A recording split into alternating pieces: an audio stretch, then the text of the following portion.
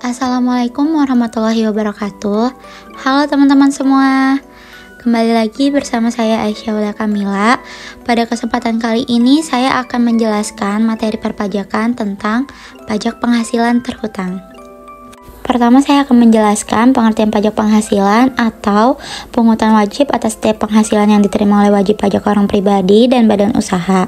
PPh Pasal 21 merupakan jenis pajak yang dipungut atas penghasilan karyawan dari pemberi kerja. Dalam Undang-Undang Nomor 7 Tahun 2021 tentang harmonisasi peraturan perpajakan, disebutkan bahwa PPh dibebankan atas semua bentuk penghasilan, termasuk upah, gaji, tunjangan, honorarium, dan penghasilan lainnya. Kemudian ada cara menghitung PPh Pasal 21. Yang pertama adalah menghitung penghasilan bersih yang didapatkan dari penghasilan bruto dikurangi dengan biaya pengurang yang terkait dengan pekerjaan seperti biaya jabatan, iuran, dan biaya lainnya. Kedua ada menghitung penghasilan tidak kena pajak. Tarif PTKP sendiri telah diatur dalam Peraturan Menteri Keuangan dengan rincian sebagai berikut. 54 juta untuk diri wajib pajak orang pribadi, 4.500.000 tambahan untuk wajib pajak yang telah menikah, 54 juta untuk istri yang penghasilannya digabung dengan penghasilan suami, dan 4.500.000 tambahan untuk setiap anggota keluarga, saudara, atau anak. Lalu yang ketiga adalah menghitung penghasilan kena pajak. Terdapat biaya jabatan sekitar 5% dari penghasilan bruto dengan tarif maksimal sekitar 6 juta per tahun untuk pegawai tetap dan maksimal sekitar 2.400.000 per tahun untuk penerima pensiun. Dan yang terakhir ada menghitung pajak penghasilan.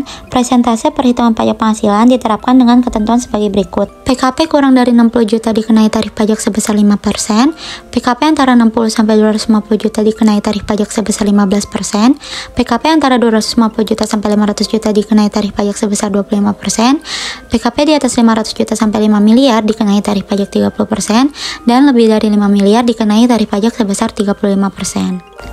Di sini terdapat contoh soal pajak penghasilan 21. Keterangan-keterangan yang saya tulis sebelumnya sudah saya jelaskan. Mari kita langsung membahas soal di samping ya. Diketahui selama tahun 2020 Pak Andi mempunyai penghasilan neto sebesar 5.300.000 juta. Lalu dikurangi penghasilan tidak kena pajak sebesar 54 juta karena Pak Andi belum menikah dan tidak memiliki anak. 5.300.000 juta dikurang 54 juta, maka sisa dari penghasilan neto Pak Andi sebesar 5.246 juta. Setelah mengetahui sisa penghasilan neto Pak Andi, kita mencari hasil akhir setelah tarif PPh-nya.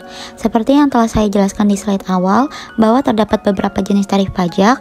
Dikarenakan Pak Andi memiliki penghasilan lebih dari 5 miliar, maka Pak Andi terkena tarif hingga 35%, tetapi tetap harus dicari satu persatu lalu dijumlah seperti ini, hingga didapatkan hasil akhir sebesar 1.530.100.000 rupiah. Demikian yang bisa saya sampaikan mengenai materi kali ini. Semoga bisa bermanfaat bagi kita semua. Kurang lebihnya mohon maaf. Wabillahi taufiq wal hidayah. Wassalamualaikum warahmatullahi wabarakatuh.